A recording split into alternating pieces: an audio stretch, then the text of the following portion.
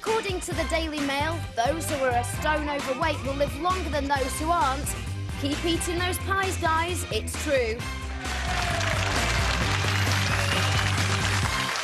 Thank you very much. You're watching The Right Stuff. We're live on 5 with Anne Diamond, Anton Dubek and special guest Jerry Springer. Still to come this fine morning, pay MPs nothing, zilch zero. Instead of politicians in short pants desperate for power and wealth, why not fill the Commons with pensioners? We used to respect our elders, admire their wisdom. If we can't get enough OAPs, what about part-time workers or the unemployed? Why pay MPs anything? Give my mum something to do. 0207 173 5555. That's the number if you've got something to say. And while you're dining, we'll do the papers. What have you got for us, Jerry? Well, the first story here, Simon Cowell, is... the story is he may quit the X Factor. Oh, dear, dear, dear. Oh, you'll get over it. So, Why? yeah, because, well, because he's going into business, apparently, with Sir Philip Green. They're going to start a multi-billion-dollar company to produce television programs, and it could be... Would you sign up? He's a friend. Well, yes.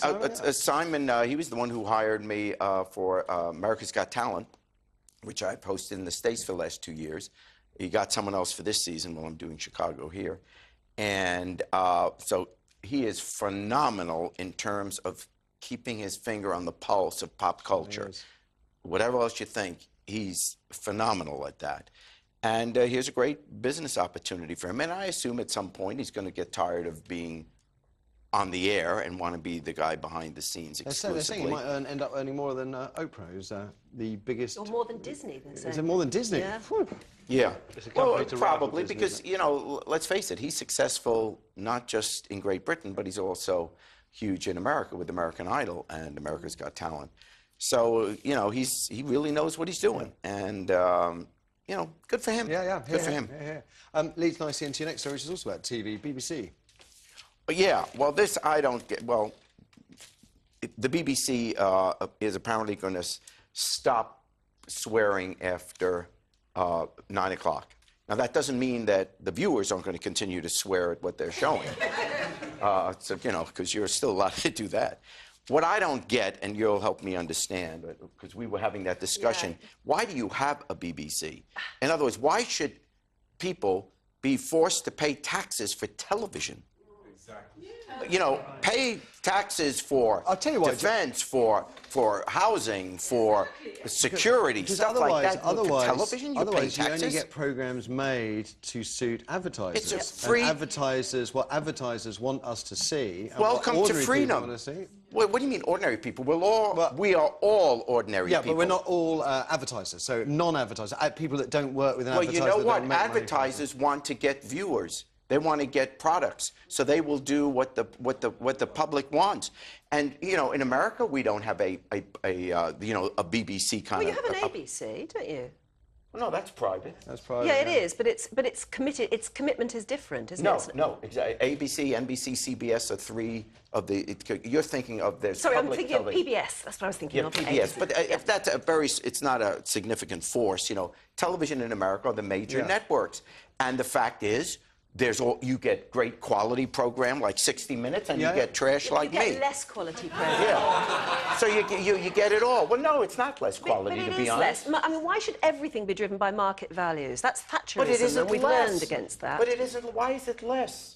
Why? Because what the public wants. Why is you consider that less? Can I just say? Can I just say? Sorry to interrupt. Can I just say how much I love advertisers? I just thought I'd mention that. Without whom none of this would be possible. But it's not the government's role to provide. Now it is. But the BBC is not the government. The BBC is an independent body. But you're forced to pay taxes. What if you don't want to watch television? Well, what if you don't want to support the BBC? That is the problem. That is the problem. Rise up!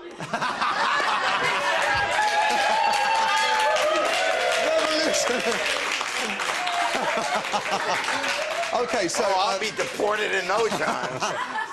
You're British, you can't. I know.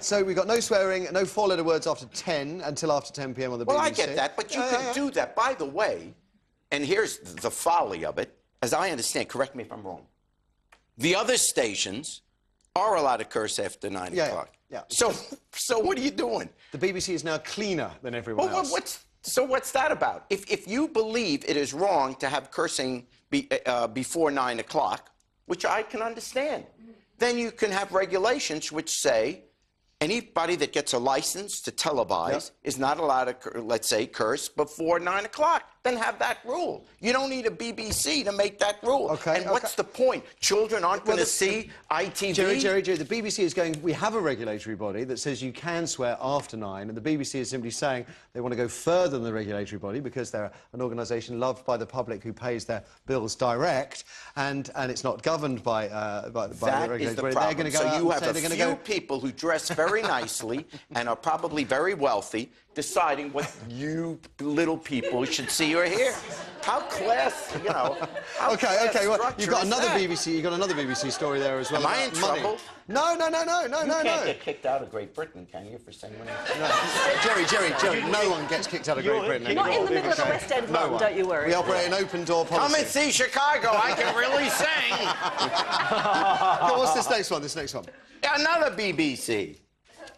Well, here's another. This is a. The BBC fails to account for hidden expenses.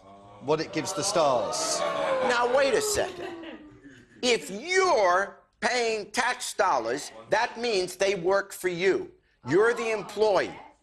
Are you telling me if you hire someone to take care of your garden and they go out and buy some, fertilizer or whatever, you're not allowed to look at their expenses if they're your employee? I'm not saying they're private expenses, but they're expenses for the business. Of course you should see it. The BBC could just be taking a leaf out of the government's book, which, of course, releases all the expenses now, having had a massive public campaign. But blacks it all out. Exactly. So if it's good enough for the cat... That's real transparency. Yeah. We're learning that. But why do you... But why... What is even the argument for letting... They work for you. Fire them. They're not going to show you the expenses. The revolution starts here. Jerry, thank you for that. And what have you got for us, please? He comes here with his American accent and his American market values, and he is decrying our BBC. Can I just say very briefly on the BBC, I love the BBC.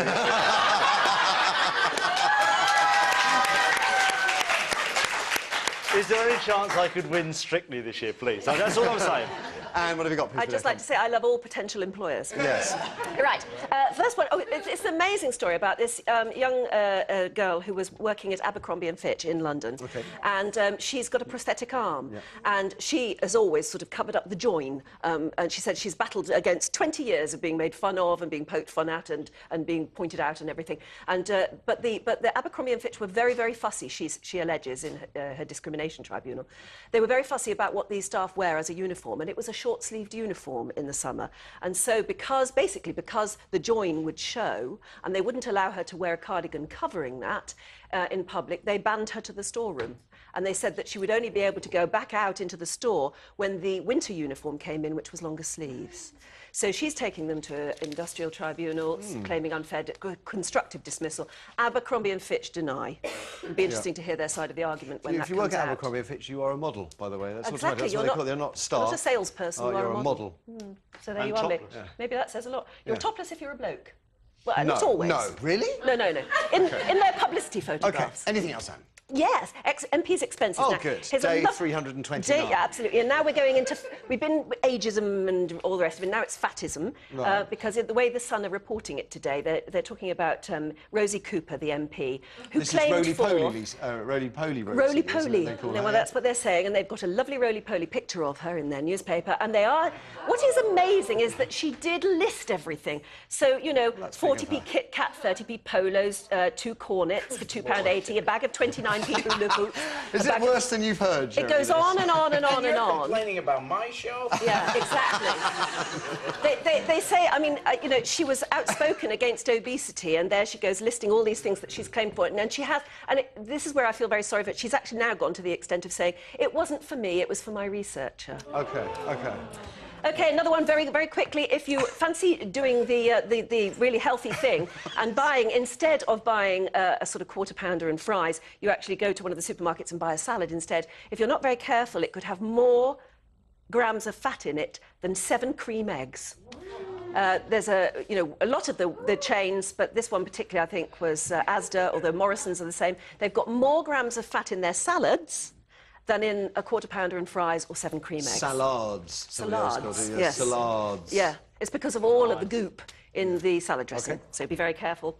And then there's new scientific data that shows that if you want to live longer, put on a little bit of weight. Oh, I love a bit of yes, it's nice, isn't it, the way the headlines go in the balance. Yeah. But now, and actually, if they'd read my book, they would have known this, because Desmond Morris told me there is a difference. There are thin unhealthy people and there are fat healthy people, and the less stressed out you are about life, if you're just relaxed and you're just pleasantly overweight, it may well be that you're much healthier than somebody who's thin and fit. Right, okay. As soon as the show's over, I'm going out to get pleasant. Yeah. So there you are. Nice one. Anton.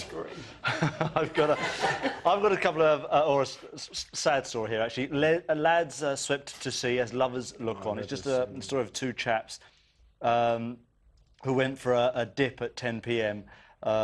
In the sea. I was going to see which sea it was, actually, where it was. But they were swept out. We've heard these before, Western actually. Supermare. Western Supermare, that's right. They were swept out to sea, and the girlfriends could hear the 2 chaps shouting and for help for an hour after they were swept out, and they couldn't find them. So that's terribly sad, actually. Terrible story.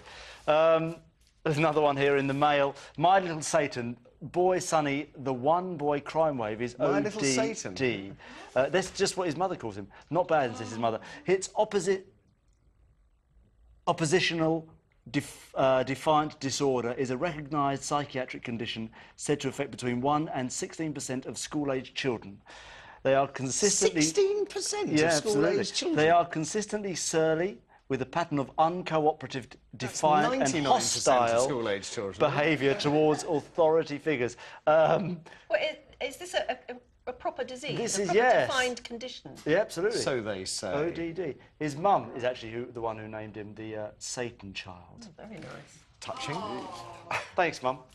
Couldn't have called me John. No wonder he's grumpy. No wonder he's grumpy, absolutely. 2 done it. This is a story in The Sun. Victim can't ID twin attacker. Identical twin brothers went on trial for an assault yesterday after the victim told court he did not know which one had attacked him.